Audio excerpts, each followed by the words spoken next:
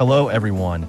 Recently, because of misoperation, the equipment has been damaged during the replacement of spraying and seating. Now, the following precautions are emphasized. Before the replacement, it is essential to turn off the UPS first to prevent short circuits caused by live operation. When unplugging or plugging the connector, be careful to distinguish the front and rear of the connector. Do not unplug or plug it violently to avoid damaging the pins or causing a short circuit.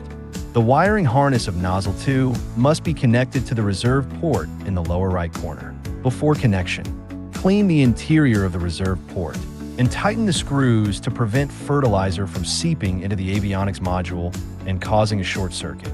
After all the wiring harnesses are connected, the fixing screws must be tightened and the rear cover must be closed to prevent short circuits caused by loose screws or water ingress.